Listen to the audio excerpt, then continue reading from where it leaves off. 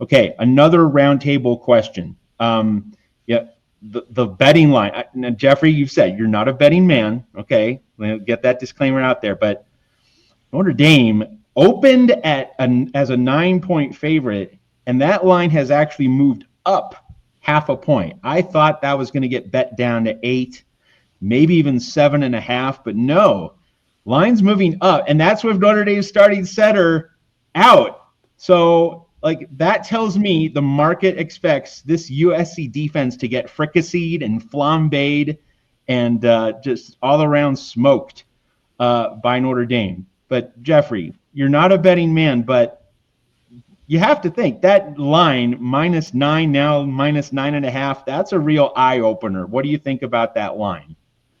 I mean, it's kind of surprising considering the injury that we have been talking about. I feel like Notre Dame is very dominant at home against USC. I will say right now, for those who may not remember, those who don't know, the last time USC won in South Bend was way back in 2011.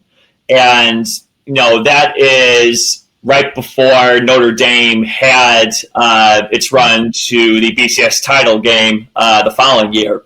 That's not to say that Notre Dame is going to get into the title game in 2026, but assuming USC does win. But it does really interest me that the line would move in that direction because, I mean, you would think that with Notre Dame losing its starting center, that the line would probably move in the opposite direction. Like you just say yourself, how surprised you are about it. So I think what this says is that the market is very bullish on Notre Dame's defense and what the offense has been able to accomplish. And also, you said yourself, you don't think Michigan is a very good team. And you said as well, USC's secondary is kind of exposed against Illinois. So if Notre Dame's receiving core, like I've been saying over and over again right now, is able to get loose, then this game could get out of hand really fast. Personally, like I said, I'm not a betting man, but I would probably take the over if I was in this situation, just because, historically, at least recently, Notre Dame has done well against the Trojans in South Bend. And even if you take a look at recent history in LA, Notre Dame has had a lot of success. I think Caleb Williams' last home game against Notre Dame was the last time USC beat Notre Dame, at all. So I think just based on the history and the vibes that are coming from the quality of opponents and the vibes that are coming from what both these teams have been able to accomplish one way or the other, whether ugly, whether really enthusiastically, rather really competently. I guess when you take a look at it, I guess it's really not that big of a surprise. Ethan, +9.5, like USC folks. I mean, do you look at the Vegas line and say, hey, we got to really prove a point? I mean, that can be overplayed, but gosh, you have to think some guys in that USC locker room are paying attention to that, right? Yeah, absolutely. I think so. I think you go in and you go in with that chip on your shoulder. I'll briefly touch on why I think that's the line, and then I'll touch on what I think of the line. I think the line is what it is because of USC's running back situation. I think people have been really impressed with the Trojan offense this year, especially because of the balance that Lincoln Riley's been able to employ, with the running game and the passing game, both functioning at a really high octane, I would say. But I think that, people saw, Wayman Jordan's out. Eli Sanders is out. Who's starting? It's a walk-on. He had a good game against Michigan, but can he do it again? That Michigan defensive line really got bullied. So I think that situation is really kind of the reason why people and USC's just struggles on the road. The USC didn't win a single real Big Ten road game last year. And, they struggled on the road in 2022 or in 2023 as well. And then, this year they lost against Illinois, a game that they honestly should have won. So, in multiple aspects. So I think, people are just really wary of supporting USC on the road. And especially, going to South Bend. I mean, they really struggled the last time they went in 2023. Their whole season was derailed because of it. I think if you're a betting person, you should absolutely bet on USC to cover, or even USC outright, because I think there's a couple reasons why. One, I think, is because USC comes into this game with a lot less to lose. I think winning the Michigan game really takes a lot of pressure off of the USC program, takes a lot of pressure off of Lincoln Riley, Danton Lynn, everybody in the building. And I think like Geoffrey so keenly mentioned, like if Notre Dame loses this game, their shot at making the college football playoff is not zero, but it's pretty close, because AP poll voters and college football playoff voters are going to look at, they were 0-3 against ranked opponents, because this will likely be the last ranked opponent that they face. And, it's really hard to justify putting a team in to compete with the top, 11, 12 teams in the country if every time that they've played a ranked opponent, they've lost, even if they have been close games. So I think that this is, Notre Dame's last shot at, putting something on their resume that's real solid and proves that they deserve a chance at the playoff. So I think that the onus is on them. The pressure is on them. And I think USC is, playing with house money a little bit. I mean, they're still trying to compete for the playoff. There's still pressure on them. There's still pressure on Lincoln Riley to win this game. I think that winning this game changes the dynamic of the conversation around continuing the rivalry from a USC perspective dramatically. So I think that that's also an element of pressure that not a lot of people are talking about. But I do think USC is playing with house money a little bit. And I also think that, I just trust the offense to go in and play a lot more of a composed game.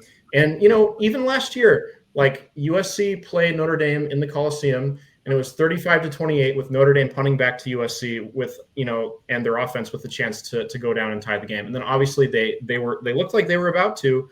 They were in the red zone, and then Mayava threw an interception that was returned 99 yards for a touchdown. And then the next drive, they go down, try to score again, and pick six all the way returned for a touchdown. So I think, that was a different version of Mayava, first and foremost, completely different player this year. That was, USC's running game depth, I would say, was less, even with the top two guys out. I think USC still has a very deep running back room. The receivers are obviously who they are. You have a Blitnikoff candidate, Mekhi Lemon, and then you have Jacoby Lane, who's probably going to be an NFL star as well. So I just think that, I'm still not as confident in the defense and, can't definitively say that they're going to go shut Notre Dame down.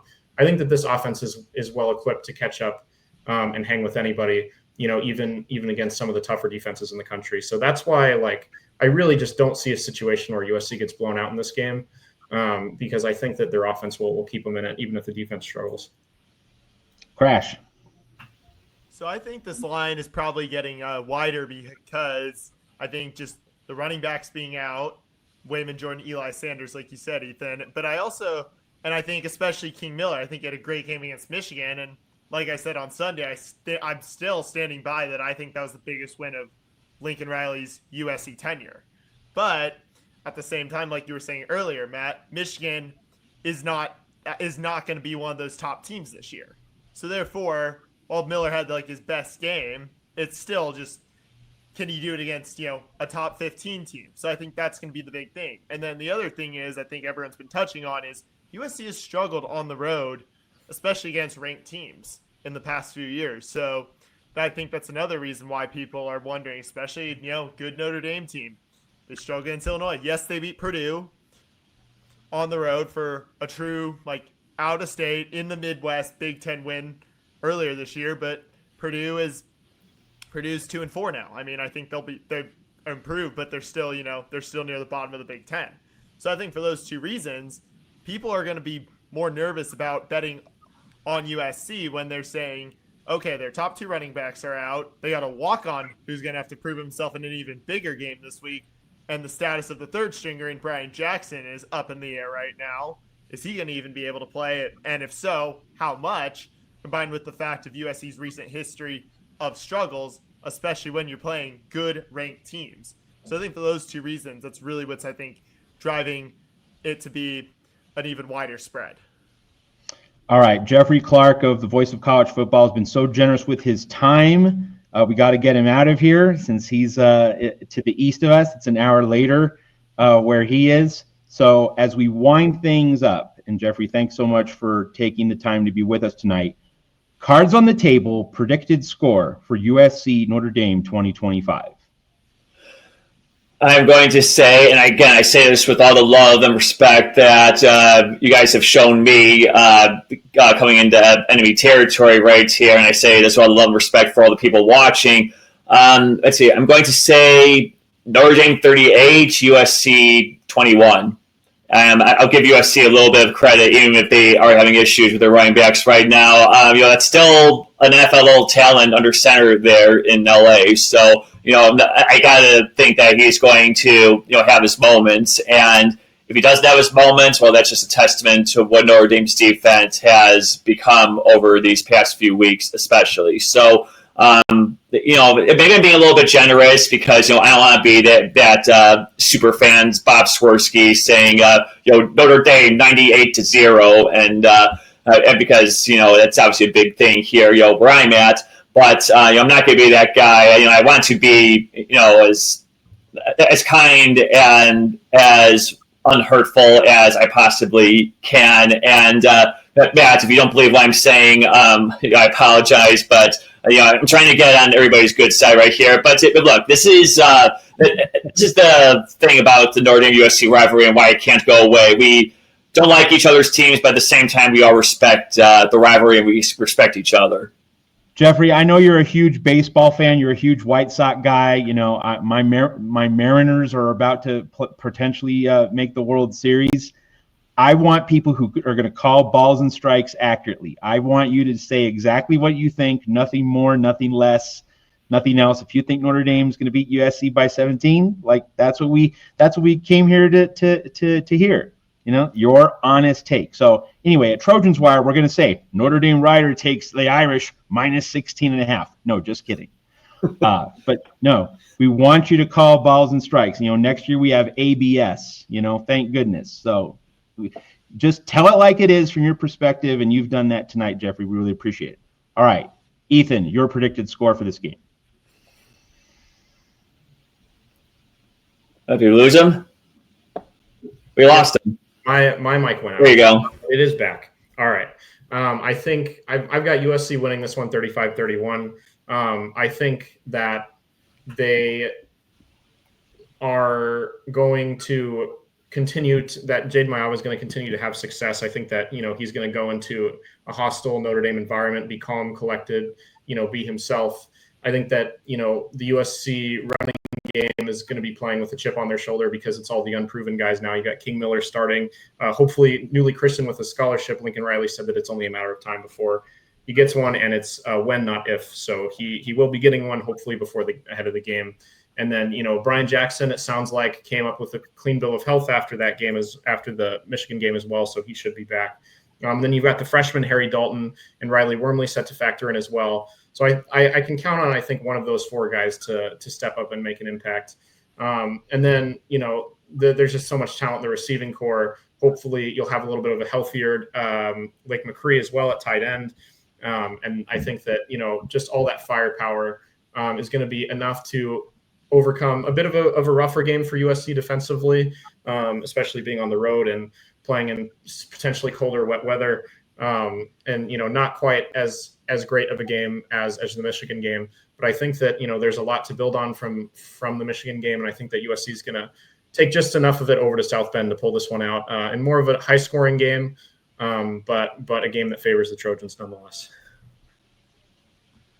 I'm going with more of a low-scoring game. I got this one at 24-21 USC. I think just based on what we've been talking about, especially with Geoffrey saying that Notre Dame's defense, in your opinion, it kind of seems like right now is a bit more of their strength compared to their offense. I mean, you did say it's kind of pretty equal. So I think based on that, and I'm also confident USC's defense is going to find a way to just build on the momentum of last week and make CJ Carr uncomfortable, especially with Ashton Craig out. So I think it's going to be more a defensive game. It's going to come down to possibly, I think, just USC only winning by a field goal. So that's why I got this one pretty low scoring at 24-21. Okay, so I think I'm running to the betting window USC plus the 9.5, but I do think Notre Dame wins this game outright. Notre Dame 42, USC 35. I do think it's going to be a Wild West shootout. Here's the deal. USC has earned my trust in big home games, but now USC still hasn't earned my trust in a big road game. Like this is the mountain USC has to climb, and like until Lincoln Riley proves this, he didn't win in South Bend 2 years ago. He didn't win in Salt Lake City against Utah. I mean, he came close, but you don't get prizes at USC for coming close. So I do think USC scores plenty because my grandmother could contain this NC State offense that Notre Dame just mopped up. Dave Doran's on the hot seat in Raleigh. With the Wolfpack. I think the jump in competition and specifically the jump in speed, like Mekhi Lemon's going to get his. He's going to eat. He's going to rack up plenty of production. And if Notre Dame's focusing on him, Jacoby Lane, also Lake McCree, Walker Lyons, they're gonna get their share of big plays. So like it's not going to be like 2023, partly because also USC's offensive line, as Geoffrey remembers well, just got trampled, and Caleb Williams had no chance.